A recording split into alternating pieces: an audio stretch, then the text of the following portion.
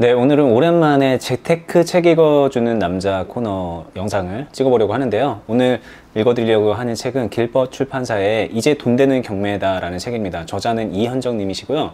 이현정 님 같은 경우에는 저랑 개인적으로 인연이 좀 있죠. 이 머니버디 채널 말고 프리한하우스라는 유튜브 채널을 운영을 했었죠. 영상을 만들고 그러면서 개인적으로 좀 친분도 나누고 그러는 관계에 있었고요. 그리고 제가 그 프리한하우스에서도 출간이 됐던 당시에 영상을 찍어서 올렸던 적이 한 번 있습니다. 그 책을 저도 그 당시에 받아서 읽었고 집에 소장을 하고 있었는데, 네, 오늘 그 책의 일부분을 조금 읽어드리면서 여러분들과 함께하는 시간을 가져보려고 합니다. 일단은 책 읽으러 가실게요. 프롤로그. 돈이 없어서 경매를 했던 그 이유.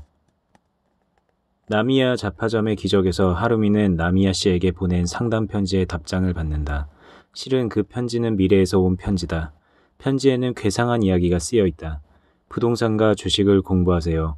1985년부터 부동산을 사세요. 그리고 1990년에는 모두 파세요. 대폭락이 올 거거든요. 1990년 이후에는 인터넷 사업을 하세요. 그러면 당신이 원하는 성공을 가지게 될 거예요. 1980년도에 하루미에게는 이상하기만 한 편지였지만 하루미는 편지의 조언대로 부동산과 주식을 공부했고 뛰어난 사업가가 되었고 성공한 부자가 된다. 주변 사람들은 하루미가 하는 일이 모두 잘 되는 것을 보고 선견지망이 있다고 말했다. 우리는 하루미처럼 미래에서 온 편지를 받지 못하지만 비슷한 이야기는 이미 알고 있다. 부동산과 주식을 공부하세요. 학교에서는 돈에 대해 가르쳐주지 않는다.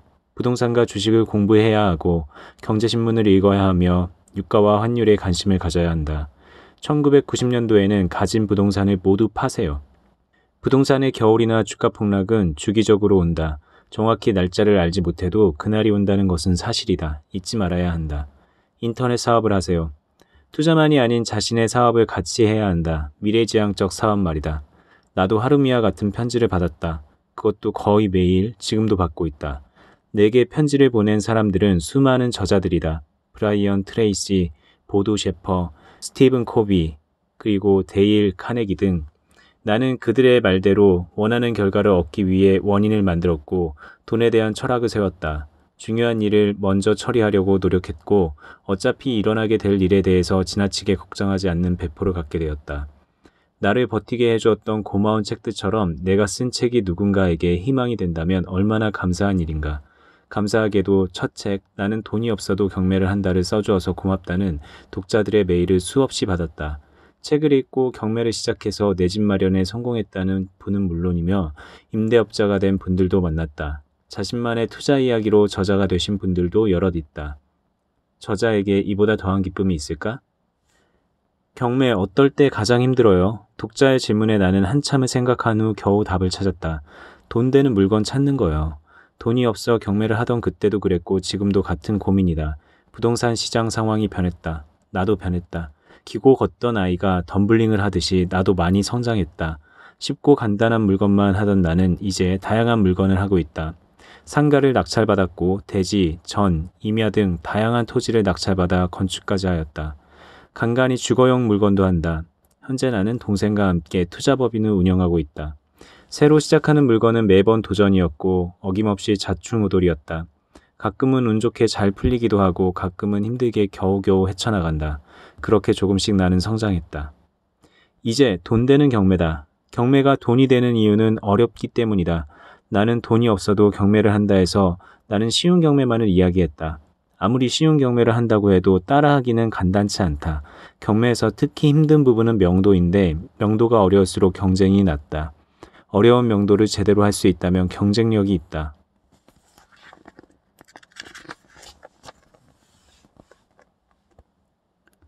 주거용에서 명도가 함정이라면 상가나 토지는 일반인이 접근조차 하기 어려운 분야다.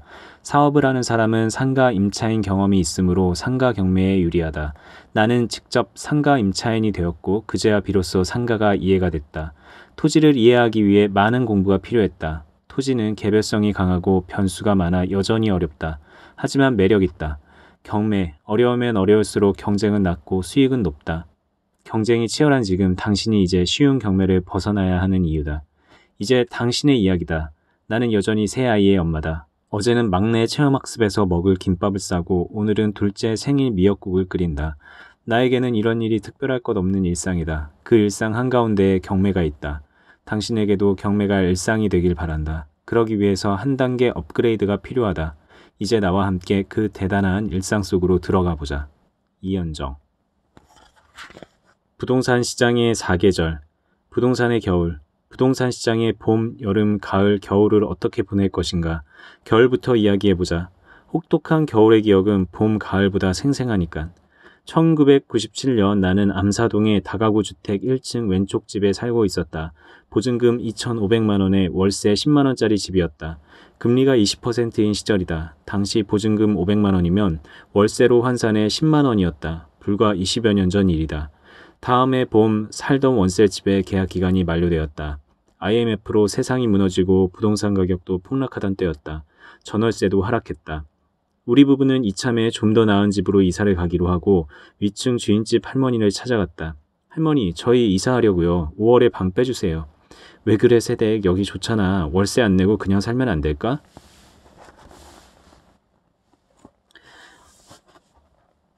몇 개월 동안 울며 겨자 먹기로 그 집에서 더 살았다. 매일매일 할머니를 졸라서 겨우 보증금을 돌려받아 이사할 수 있었다. 임차인을 구하기 어려웠던 그때 주인집 할머니는 우리에게 보증금을 내주기 위해 아마 더 싸게 임대를 놓아야 했을 것이다. 어쩌면 할머니는 월세가 줄었으니 생활비도 줄었을 것이다. 이런 상황을 견디고 버텨내지 못했다면 아마도 집을 팔아야 했을 것이다. 1997년, 98년은 대한민국 부동산의 첫 겨울이었다. 두 번째 겨울은 2008년 미국발 경제위기 때다. 당시 우리 가족은 오금동의 빌라에서 전세 8천만 원에 살고 있었다. 어느 날 집주인이 집을 팔겠다고 통보해왔다. 그런데 집주인이 제안을 했다. 싸게 드릴 테니 이 집 사시면 어때요? 대출이 무서웠던 당시에 나는 집주인의 제안을 거절하고 다른 전셋집으로 이사했다.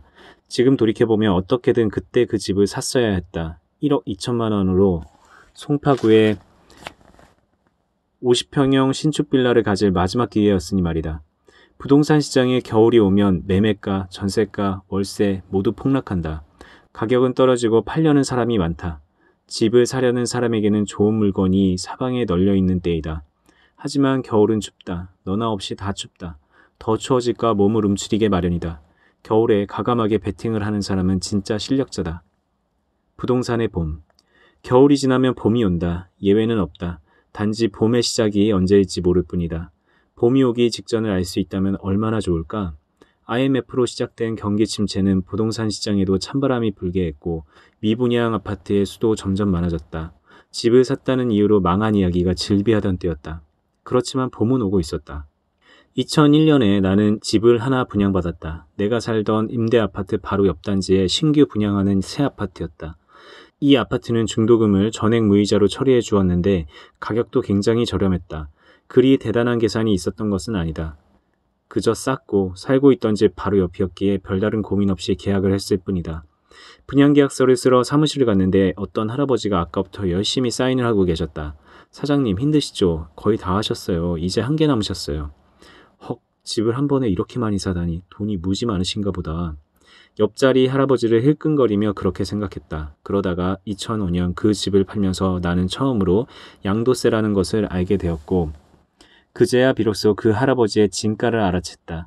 당신은 주택경기 활성화 대책으로 일부 신축주택에 대한 양도소득세를 면제하고 취등록세를 감면해 주던 때였다. 그 아파트는 월세로 임대를 놓으면 투자금이 전혀 들지 않는 부피투자, 피 같은 내 돈이 들어가지 않는 투자라는 뜻의 신조어였던 것이다. 은행 대출 더하기 임차인 보증금. 임대 수익은 없지만 투자금도 전혀 없고 양도세도 한 푼 없는 수채의 아파트. 지금은 눈 뜨고 찾으려야 찾을 수 없는 물건이다. 그때 그 할아버지처럼 했어야 했어.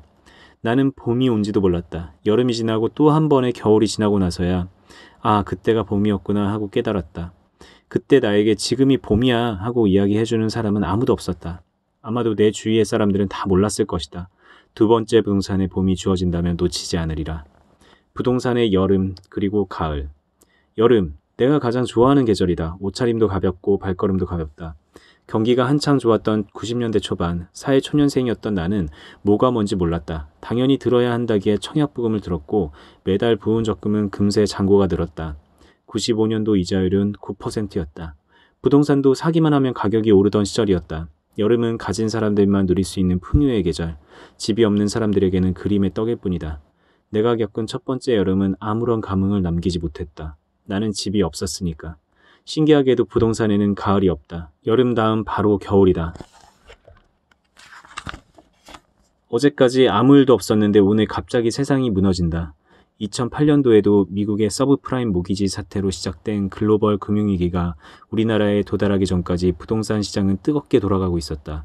2003년 버블7, 강남 상구, 목동, 분양, 평촌, 용인을 잡기 위해 시행했던 양도세 강화, 분양권 전매 제한, LTV 강화 등에도 끄떡없던 부동산 시장이 바다 건너 먼 나라의 영향으로 하루아침에 무너졌다.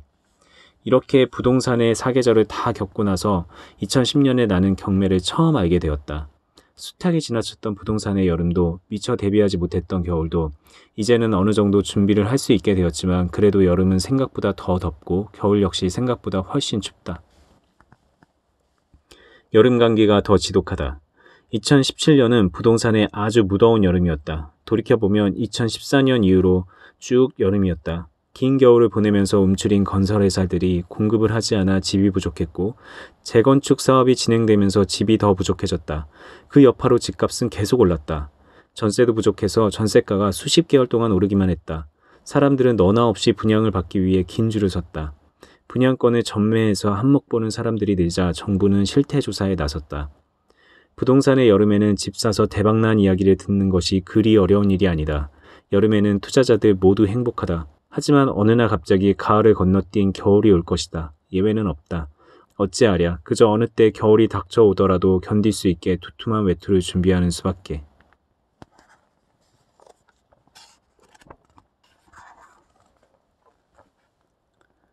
대지 369평을 낙찰받다. 토지 현장 답사 그리고 입찰가 정하기. 물건지로 향했다. 강변 북로를 지나 통일로까지 2시간 가까이 그냥 직진이다. 이대로 북한까지 가면 좋겠다. 한경북도 청진이 고향인 할머니는 늘 북한을 그리워하셨다. 할머니를 따라 이산가족 찾기를 하는 KBS에 가서 이모 할머니를 찾던 기억이 난다. 할아버지는 어린 큰아버지를 차에 태우고 청진 들판을 가로질러 달리며 이게 다 내 땅이다 하셨다던데. 할아버지 피를 받아 내가 부동산을 좋아하나 보다. 물건지는 문산 시내에서 멀지 않으면서 잘 정돈된 전원마을이다. 우리는 이 물건에 대해 사전 수사를 했고 현재 가격이 시세보다 저렴하다는 것을 알고 있었다. 이 토지는 집을 지을 수 있는 대지이고 집을 지을 수 있는 조건인 도로와 배수로 문제가 없었다. 서류상 내용이 사실인지 해당 관청이 이미 사실 확인도 했다. 이제 입찰가만 정하면 된다. 이 토지 과연 얼마에 입찰하면 좋을까? 또다시 물건지를 찾았다. 인근에 전원주택을 짓고 있는 공사 현장이 몇 군데 있었다. 이 현장들의 분양 가격과 분양 현황이 궁금했다. 산으로 향하는 도로를 낀 곳으로 조금만 더 깊이 들어간 1차 부지는 분양을 마무리했단다. 1차로 분양 완료된 언덕 너머로 2차 부지를 분양하고 있었다.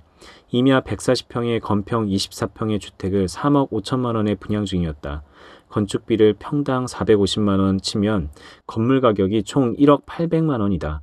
450만 원 곱하기 24평은 1억 800만 원. 총 분양가 3억 5천만 원에서 건물 가격 1억 800만 원을 빼면 토지 가격은 2억 4,200만 원이고 2억 4,200만 원을 140평으로 나누면 평당 토지 가격은 약 172만 원이다. 반대쪽으로 나가는 도로가에도 20여 세대의 전원주택단지가 분양 중이다. 대지 100평의 건물 28평이 3억이다. 동일하게 계산하면 건물가는 약 1억 2,600만 원이고 토지 가격은 1억 7,400만 원, 평당 174만 원이다. 산 쪽의 전원주택은 조금 가격이 높고 도로가의 전원주택은 상대적으로 분양가가 저렴한 편이다. 내가 관심 있는 물건은 위에 두 부지보다 입지가 더 좋다. 그렇다면 170만 원이 호가일 수도 있으니 150만 원대면 충분히 매도가 가능하지 않을까?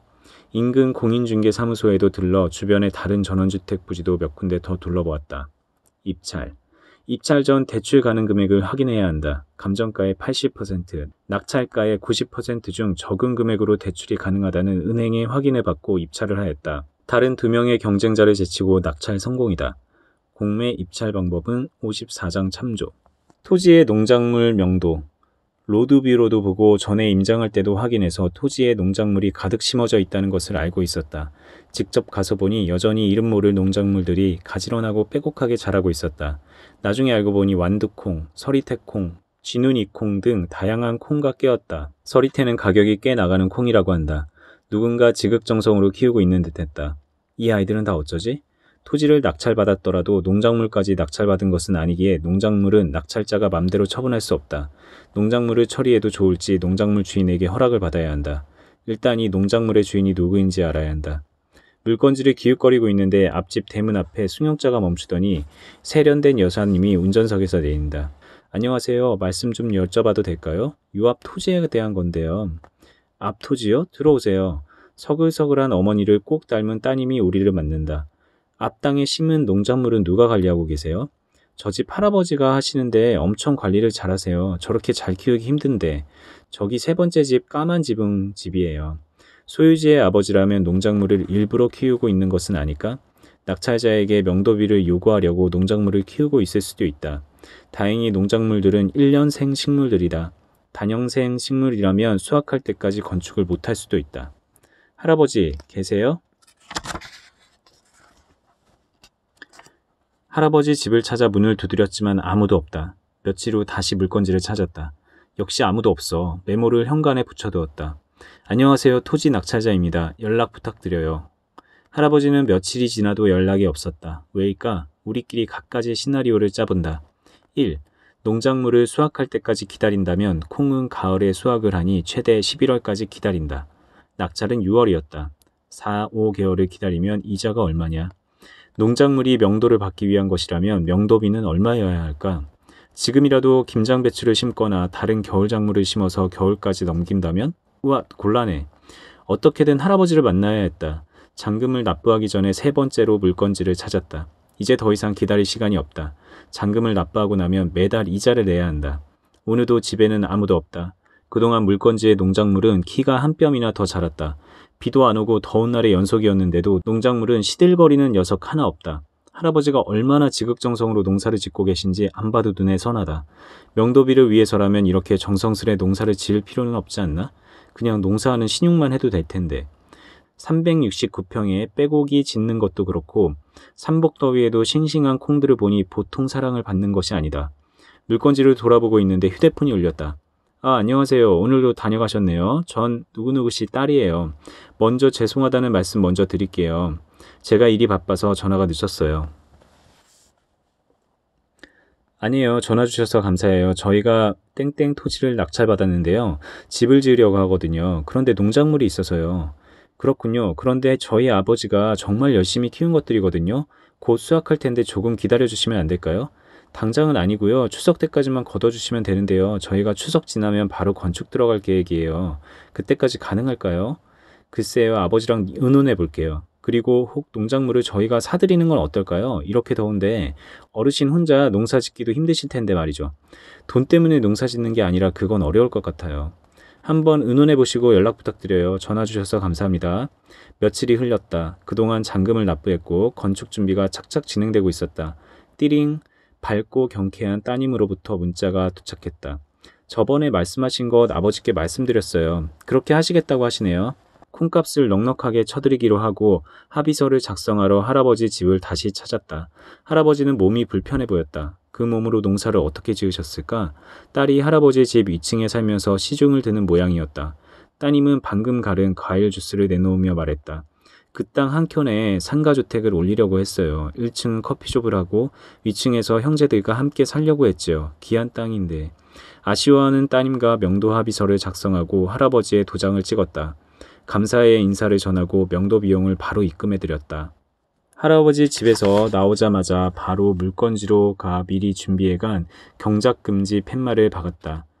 5m마다 고추대를 심고 노끈으로 토지의 가장자리를 둘렀다. 무사히 농작물 명도를 마무리했다.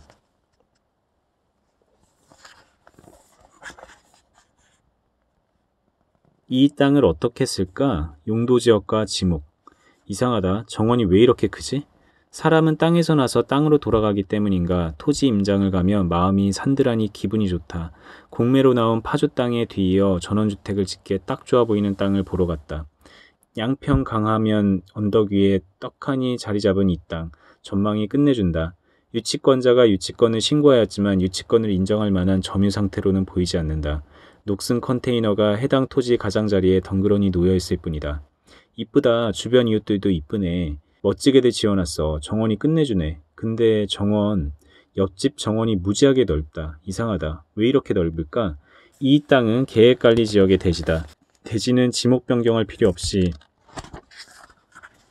바로 집을 지을 수 있는 땅이고 계획관리지역이기에 건폐율이 40%다.